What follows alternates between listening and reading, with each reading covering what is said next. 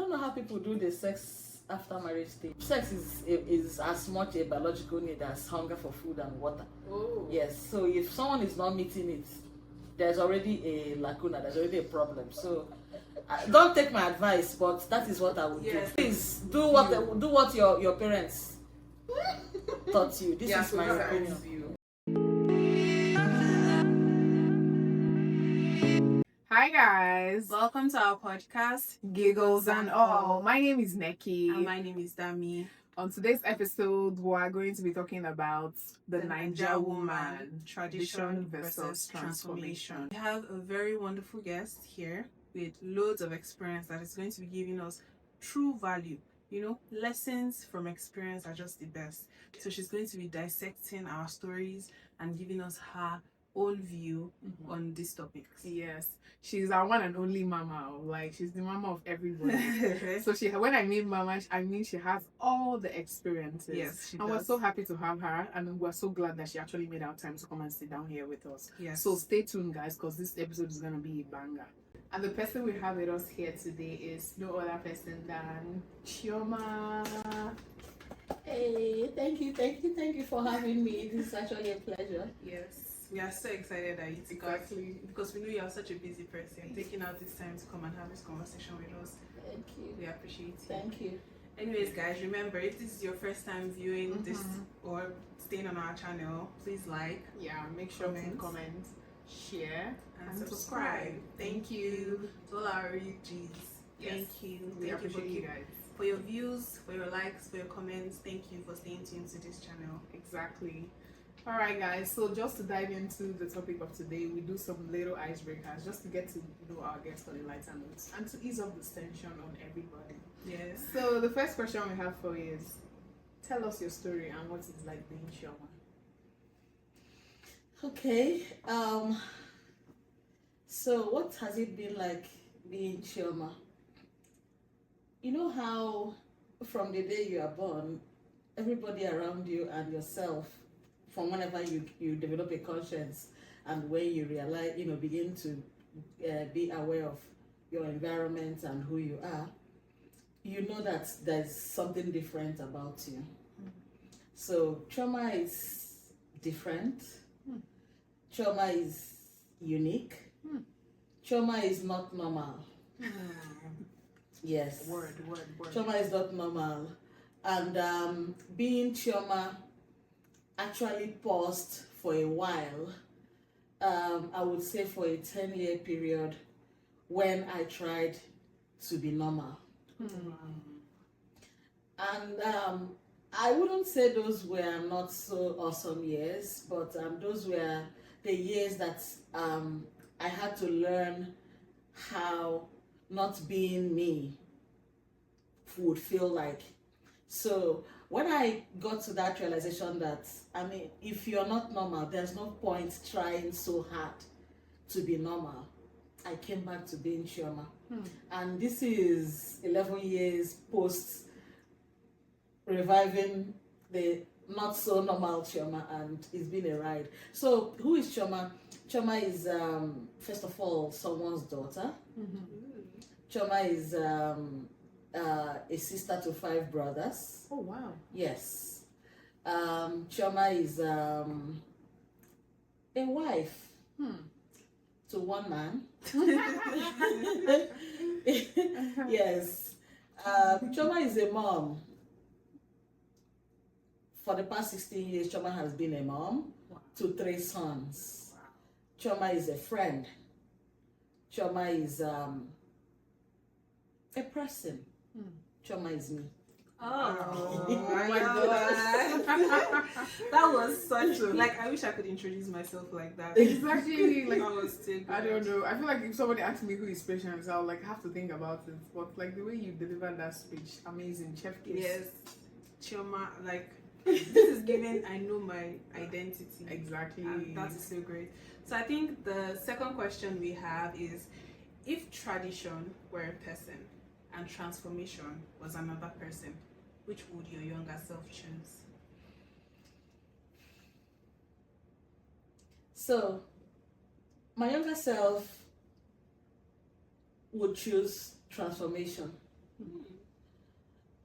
But I always will tell people that I think I came a little bit before my time because I've always questioned the ground truth, like whatever we call tradition, whatever we call it's the way we do things. I've always questioned them, even as a child. And one of the most random things, or one of the most frequent things that I heard growing up is shut up. Yes. So shut up, because I would always want to say, why do we have to do this? So I got used to hearing shut up, shut up, shut up, shut up, shut up, shut up. So my younger self always did and would always choose transformation, but it actually comes with a price, because at some point I started questioning who I was, and I'm like, maybe I should just become like everyone else and queue in the line and do things, the way everyone does it, which is tradition. And those weren't, actually the best years of my life.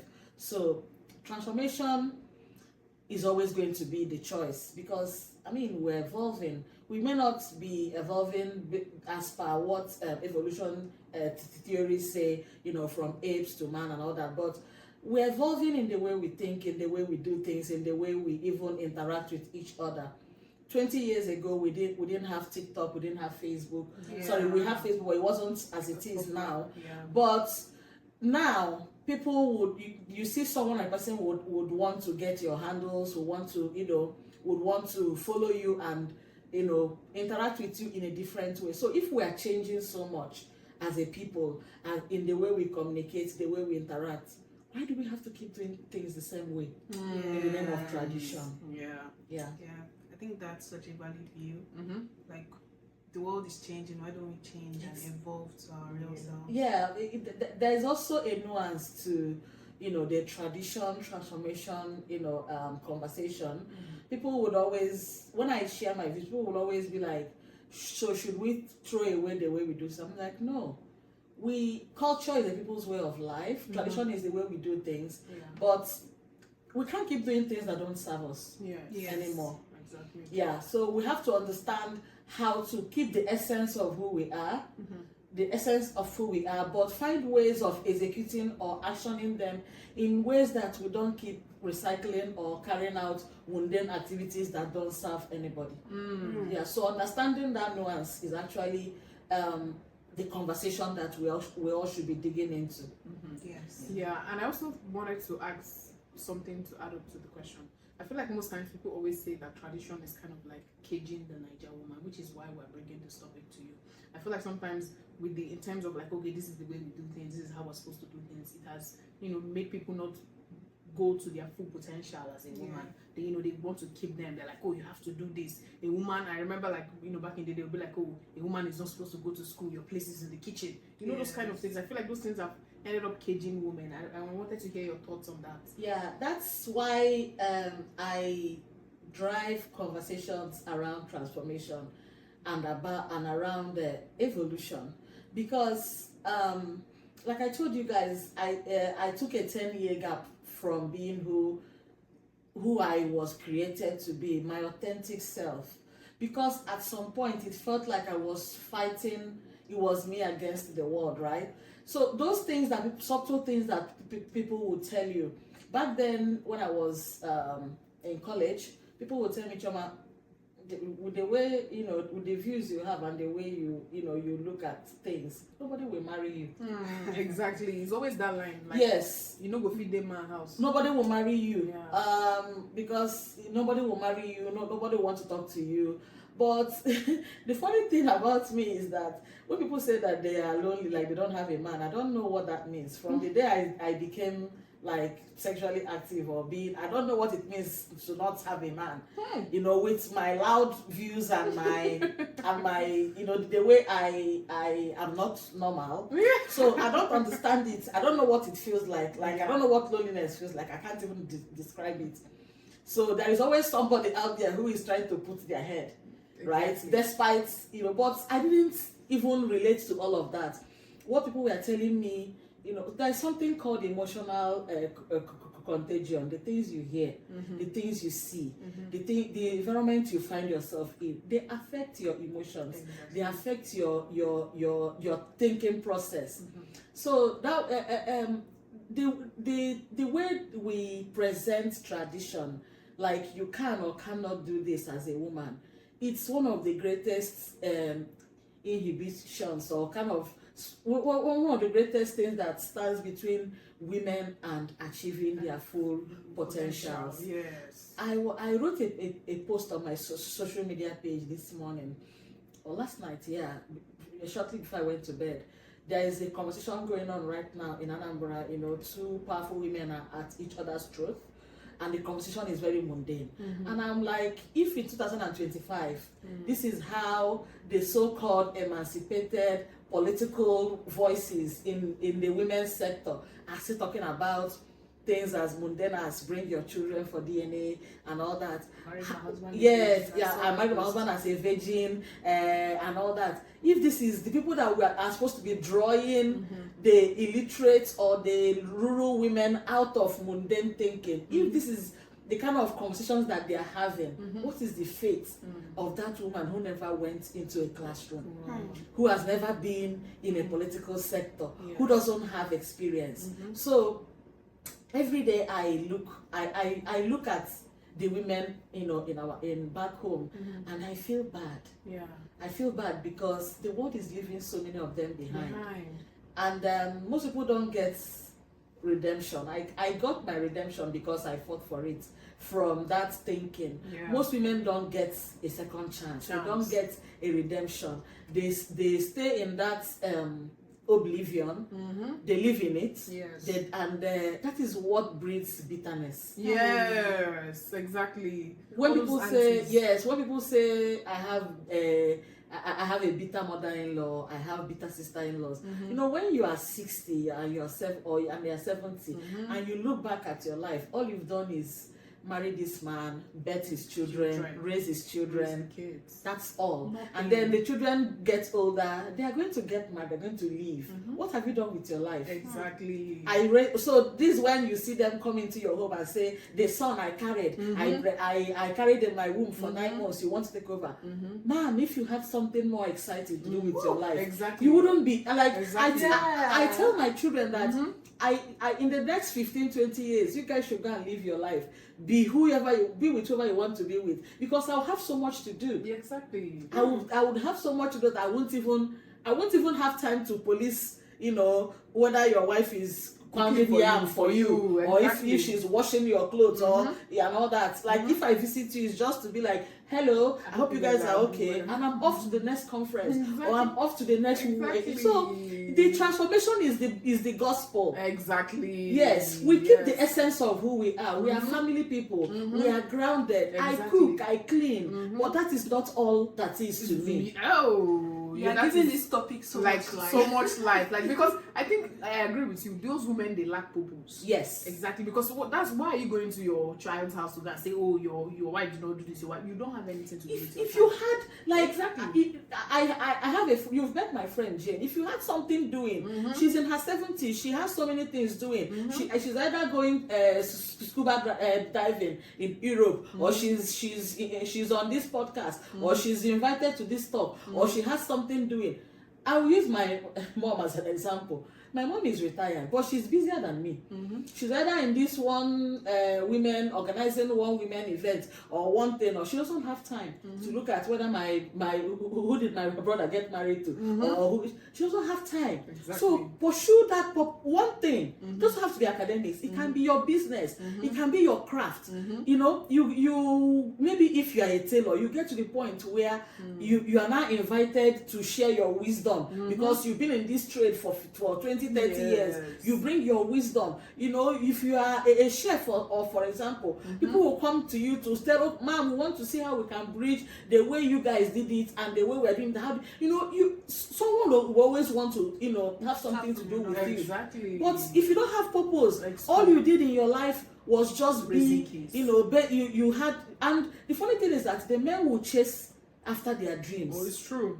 they will become. Yes. And then you sit back, it breeds resentment. Oh. You will sit down and it'll be like, so all the purpose I have in life was being a slave to this man and his It's children. true. I 100% agree with that resentment. I am so It breeds resentment. It I does. tell you, it does. Yes, It yes, does. I It agree. does. It really does. And I think that bitter part too is also like part of the reasons why, like, when the older generation see us that are younger, they are angry because they are living the life they could not live. Exactly. They are always bitter. They are always angry. You know? Exactly. So, So when I tell people that, I'll always give it to my mom. My mom is 70. My mom has friends who are in their 20s. My mom has friends who are in their 30s. She has friends who are in their 40s. So she kind of, she draws in these young people. Like, she was telling me that she bought something off Facebook market.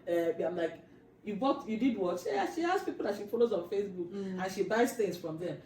She's so busy enjoying her life. She's retired. Whatever money they pay her, she shops on Facebook. She's a young girl who is beautiful. She said, hey, I like your hair. Where did you buy it? If the price is too much, she will not call me and she come and buy that. That one is bigger than my pension. That is for a woman. My mom raised us like she was present, but she when she was raising us, she was dragging her own dream. For someone who started school, working with WAEC, she went to school, HND, while working, went back and did a PGD while working and raising us, did her master's, did her PhD, and retired, as an assistant director. In the same place, she started working as a clerk. wow. And she was raising us, she was there for us and all that. She doesn't have time to see if my dad, did he become a professor? Because she too, she has become something. Exactly. And then she doesn't have time to check if the children, they've abandoned me. My mom is busier than myself. It's true. And she's the real MVP with 6 kids and having all these achievements. So it's Thank you so much for your opinion. Like, I feel like you brought enough ginger into going into this topic true, because you are so passionate about it, and I feel like you have a lot of experience because you've been through your tradition phase, transformation phase, getting out from tradition into the transformation. So basically on this episode, we're just going to read or share 2 stories, and then we want to hear your opinion about what you think, and then probably any advice you could give to somebody going through something similar to this. Yes. Yeah. Okay, so the story goes like this.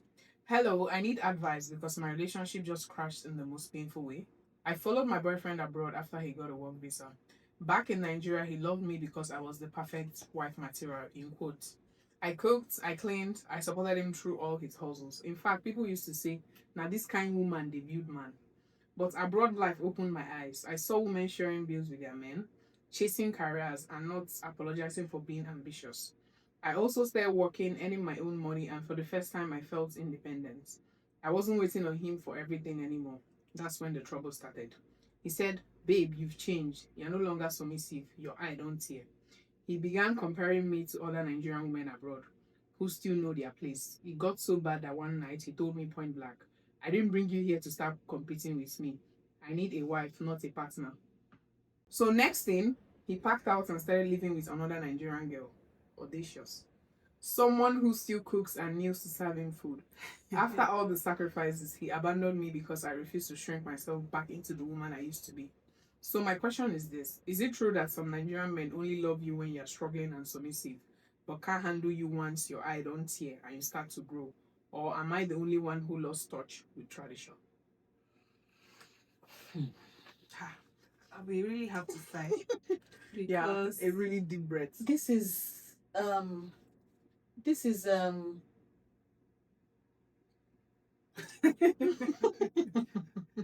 so first of all, my heart goes out to the person who shared this story, because this is not an isolated case.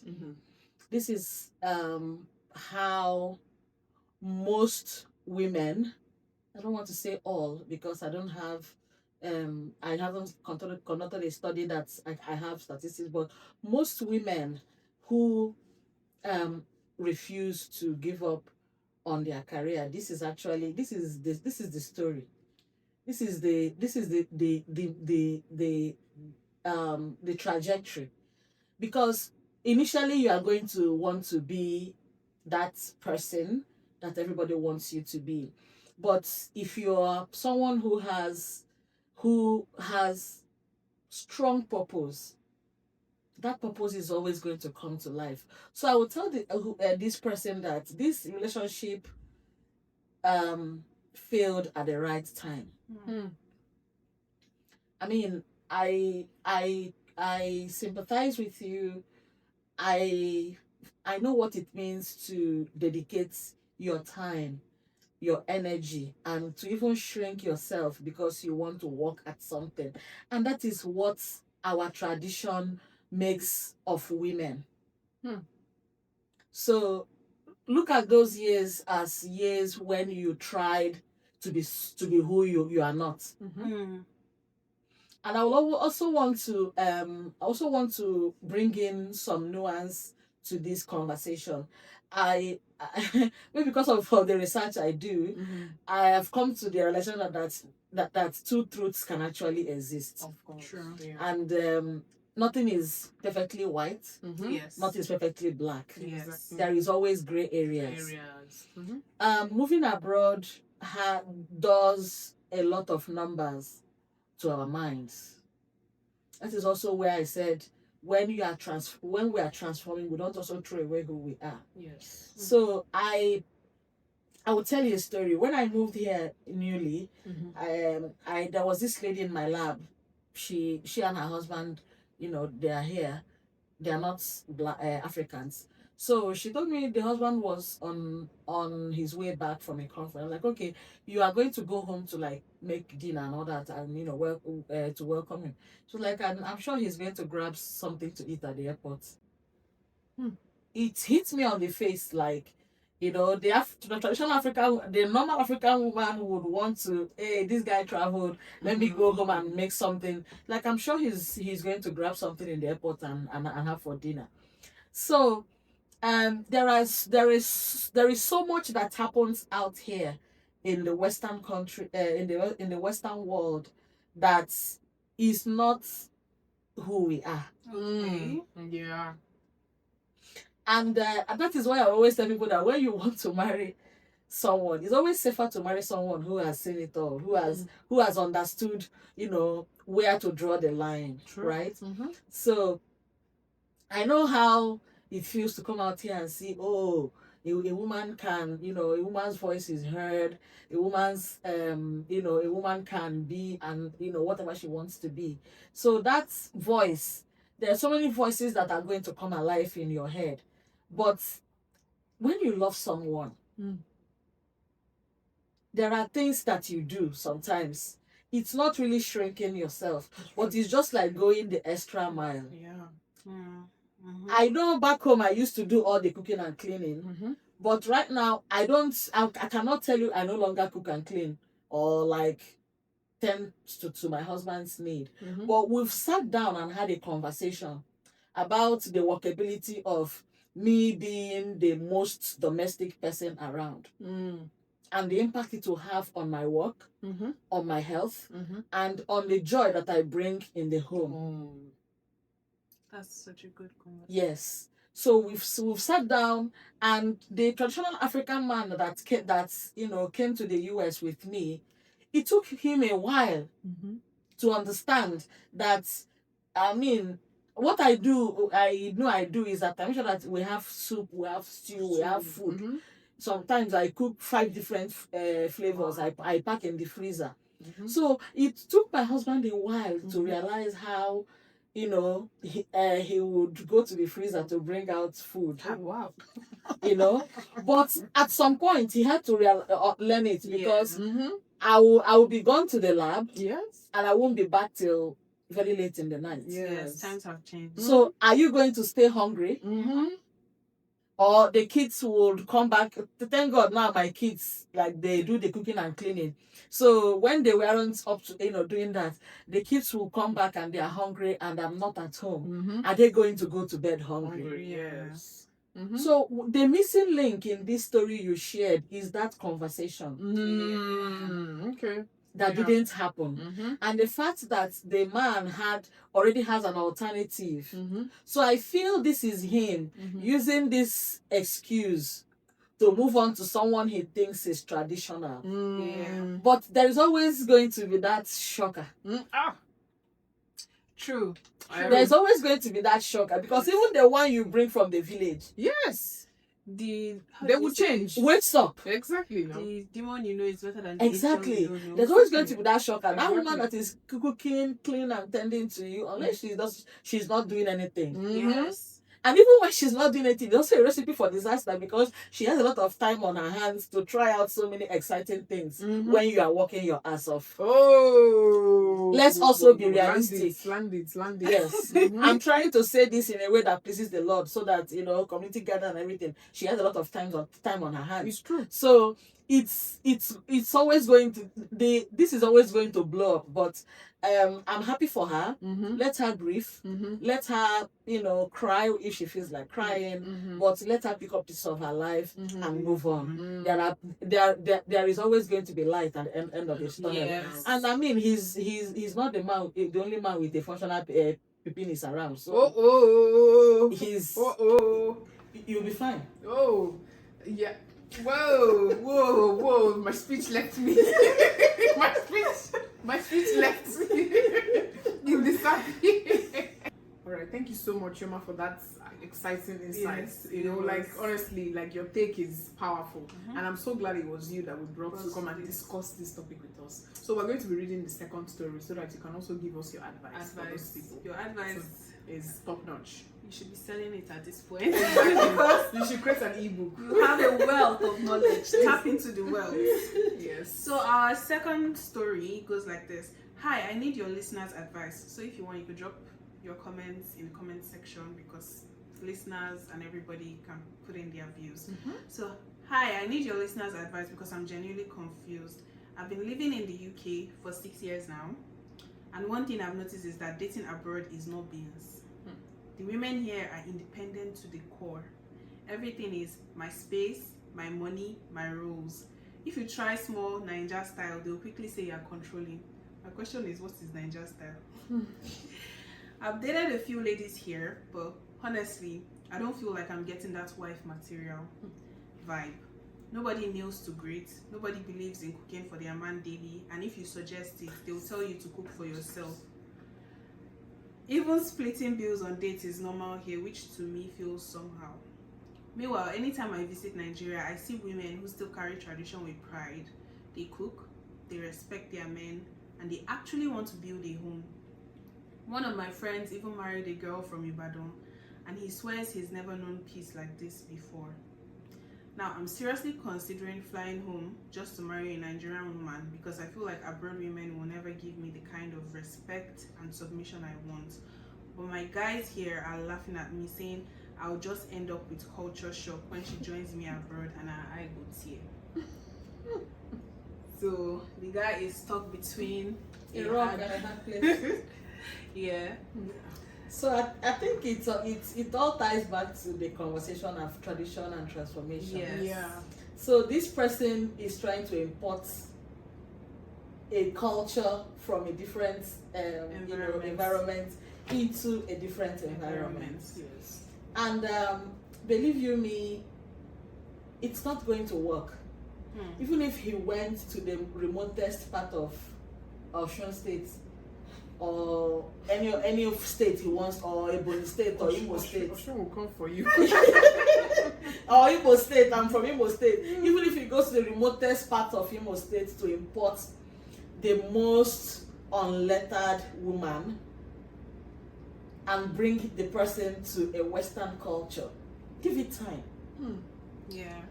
Give it time. The person is going to one day begin to go to church, Exactly. begin to go to the grocery store Yeah. and see men pushing the carts.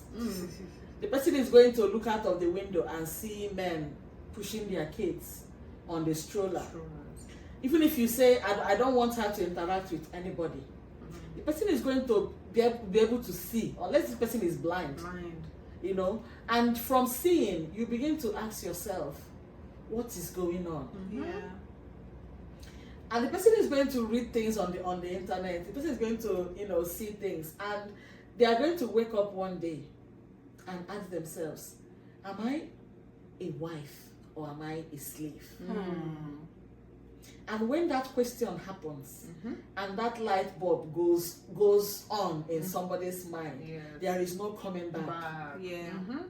So that is why when I have a conversation with my friend who she's a lot like me, Vivian, will be like, if men understand how the mind of emancipated women, who people choose to call feminists, if you understand how their mind works, they are the best women to marry, because like we understand where to draw the line. Exactly. Boundaries. If the days I decide to be a traditional wife at home, if you see the way I cook and clean and wash and tend to the man in my life, you will begin to wonder, is it still this person that is out there? So the only advice I have for this person is that wife materialness is a construct that was designed to keep women at a spot. Yes. She said in bondage. Yes, to keep women at a spot. A lot of what we call wife materialness is not even traditionally native to Africa. It is a colonial or Christian construct. Because the traditional African woman, if we go back to before St. Paul asked them to be submissive to their husbands, before we got the Bible, traditional African women were very emancipated. If your husband would marry a second wife, you would choose the wife for him. Exactly. Yeah. You would go like the man will have to give you a good reason why he wants a second wife, and then you will find a person who you will be able to live with. For them. In some cultures, women call the shots. Yeah. That is why your maternal home is even more home in my culture to you than even where your dad's place. So this concept of wife materialness is something that it's alien, but we've made it our own. You want someone to serve you, you want someone to worship you. Are you also a traditional man? Double standards. Exactly. So the concept of traditional wife and husband is also existing in Western cultures. Even in the US here, there are people who still practice traditional husband and wife, where the man provides 100%. Yes, it's true.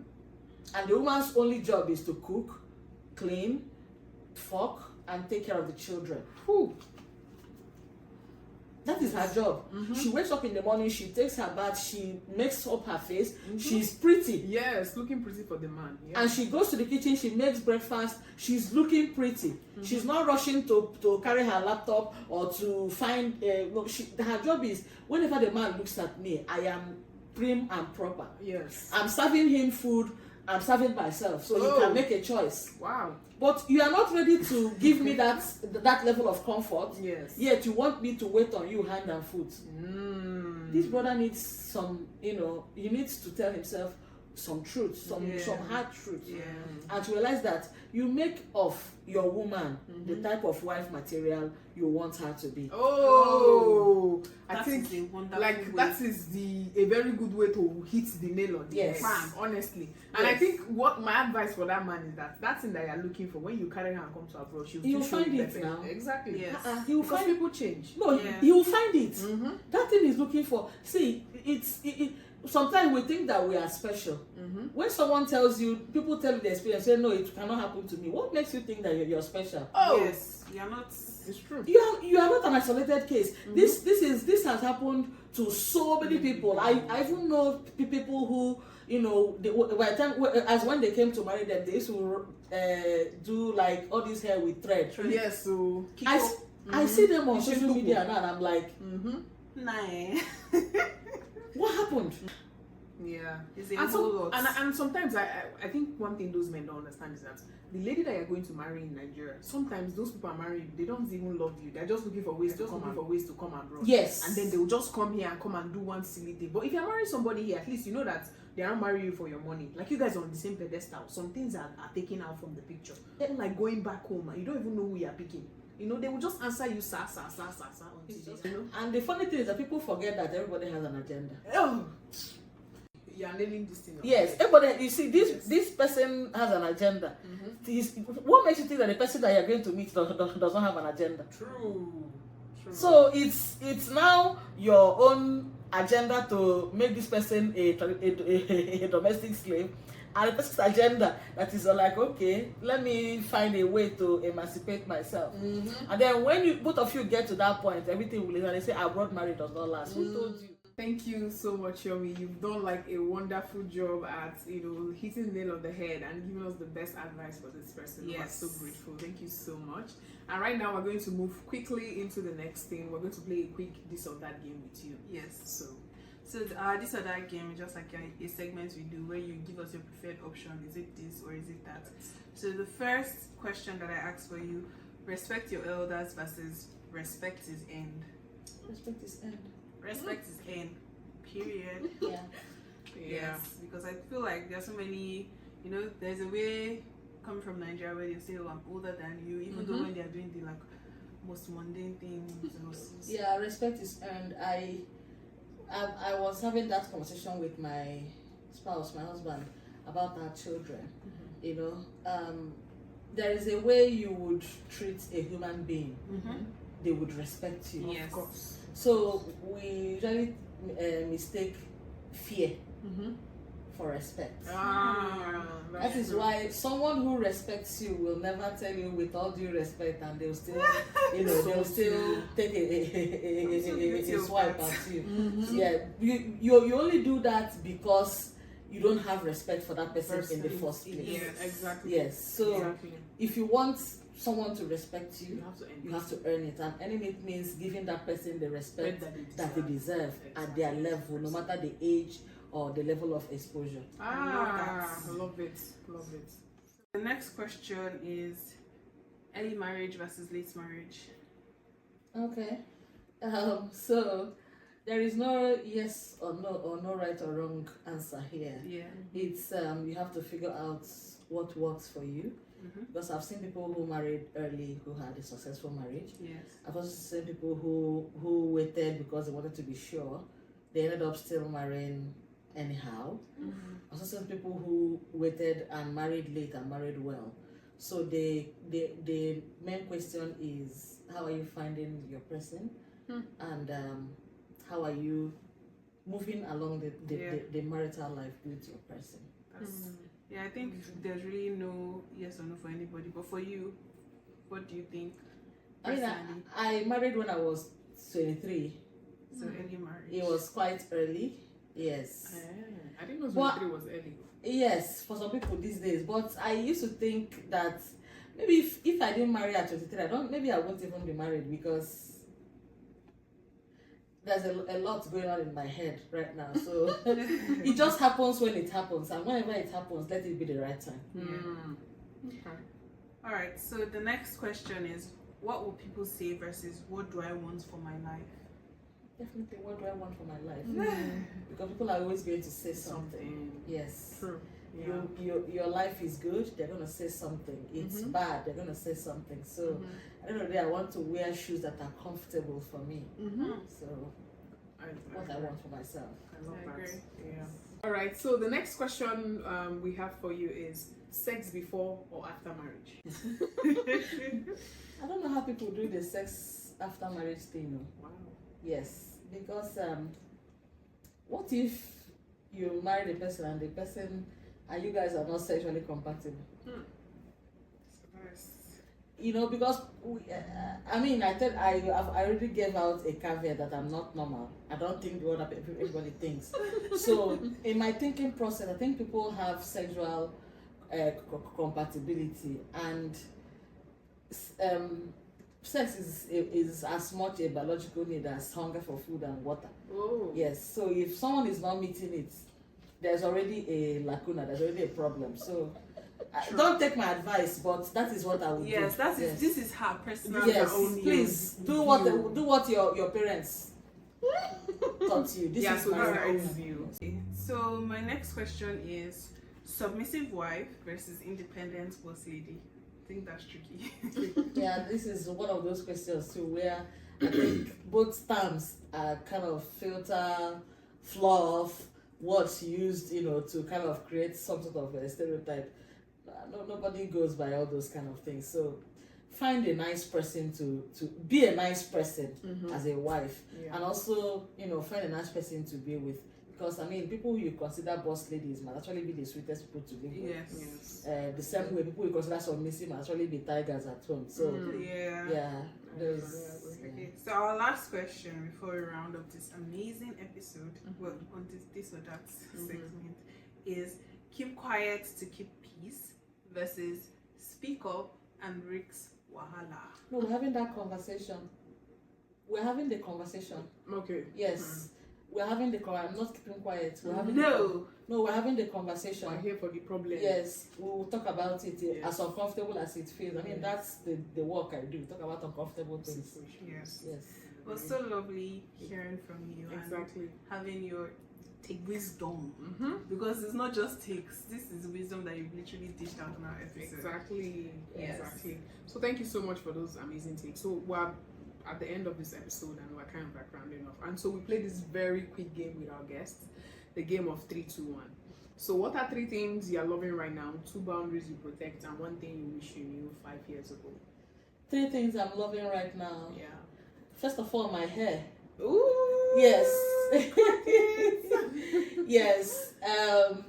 The second thing is becoming my authentic African self. Ooh. And then the third thing I'm enjoying so much is where my research is going. Wow, amazing. Yes. Amazing. 2 boundaries that you protect. that I protect. Yeah. My peace of mind Nice. and my skin. Ooh. It's glowing. I can see it's like anything that is going to make me not to glow. Ooh. It's far away. Far Even away. if it's man. yes. And then what's the last thing? 1 thing you wish you knew 5 years ago. 1 thing I wish I knew 5 years ago was that saying no is actually awesome.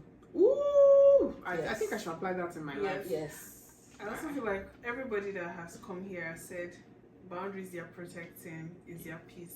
Yes. Protect your peace. Yes. Super important. When you lose your peace of mind, you lose everything. Yeah. True. No negative energy, Yes. guys. Like, protect your energy. We want to thank you. Yes. Appreciate you because we know you spent your time, which is very valuable, coming to give us your nuggets of wisdom. Yes. And we've come to the end of this episode, so we're really grateful for your presence here, and we would love to have you back one day. Yes. Thank you so much for having me. This was an amazing time spent with you guys. It was fun and I had a lot of giggles and laughs. That's such a nice way to conclude it. Thank you for chipping in our name there.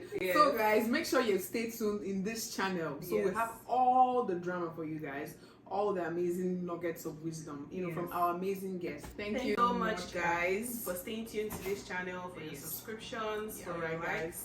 Please make sure to keep staying tuned because we are bringing more enjoyable content. Exactly. And don't forget to like, comment, share, and subscribe. Thank you. Till next time. Yeah, see you guys. Bye.